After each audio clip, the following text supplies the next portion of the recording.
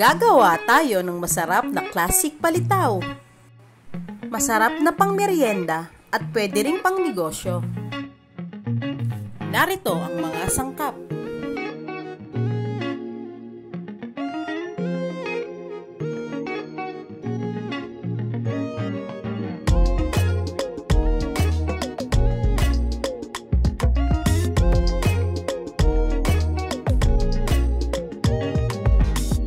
Sa isang kawali ay isangag ang grated coconut meat. Sa ganitong proseso ay hahaba ang buhay ng niyog at hindi agad-agad maglalasang maanta. Malalamang ito ay ready na kapag naamoy na ninyo ang mabangong aroma ng gata. Pagsamahin ng tubig at glutinous rice flour. Sa paglalagay ng tubig dapat gradual o dahan-dahan lamang dahil iba-iba ang absorption ng glutinous rice flour. Alam nyo kasi, yung si glutinous rice flour, traidor yan! Akala mo kulang pa sa tubig kaya dadagdagan mo. Pagkalagay mo, naku po, sobrang labnaw na pala. Kailangan nating i-achieve ang malaklay na consistency. Kapag na-achieve na ang tamang consistency ay no need nang ilagay ang lahat ng tubig. Palaging tandaan na bago tayo magsimula sa pagmamasa ay maghugas muna tayo ng kamay.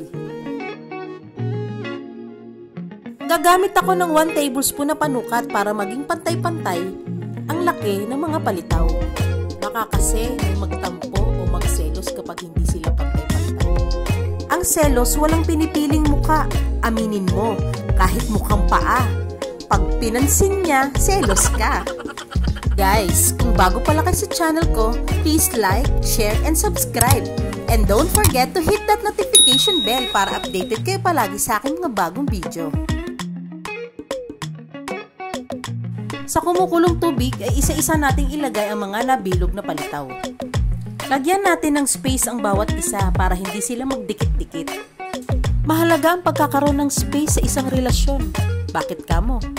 Dahil kailangan nila ng oras na harapin ang kanilang sariling issue at bigyan sila ng kalayaan upang hanapin ang kanilang sarili. Ganon ang tunay na nagmamahal, hindi nakakasakal. Guys, kung may mga request pala kayo recipe, comment down na lang at susubukan nating gawin yan. Guys, alam ba ninyo na ang palitaw was originated in Pangasinan? Nanggaling ang salitang palitaw sa salitang litaw na ang ibig sabihin ay paglutang. Ito ay orihinal na gawa sa isang galapong na binabad ng magdamag at ipinaghiling kinabukasan. Ngunit sa paglipas ng panahon, ay marami ng ready-to-use glutinous rice flour available sa market kaya mas madali na sa atin ang paghahanda ng palitaw. Ilagay ang mga nalutong palitaw sa ibabaw ng niyog hanggang sa makot ito lahat. Malayo na nga ang narating ng palitaw at may iba't iba na itong variety. Ang iba ay pinapalamanan nito ng yema, keso, peanut butter, fruits, or nuts. Wow!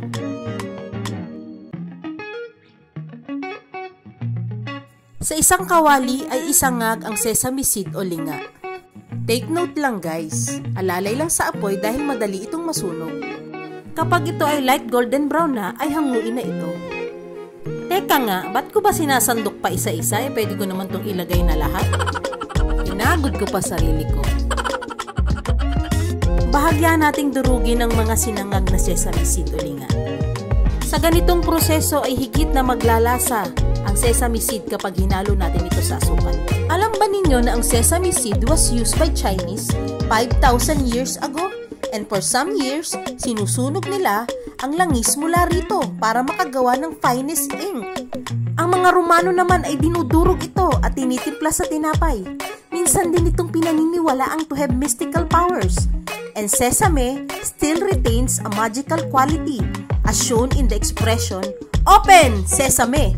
mula sa Arabian Nights of Ali Baba and the 40 Thieves. Wow! Diba? Ang bongga ng sesame seed. Isa-isa rin nating pagugulungin ang palitaw sa ating pinagsamang asukal at sesame seed. Guys, meron pala akong tula, ang title, Palitaw. Gusto nyo bang marinig? Pilitin nyo muna ako.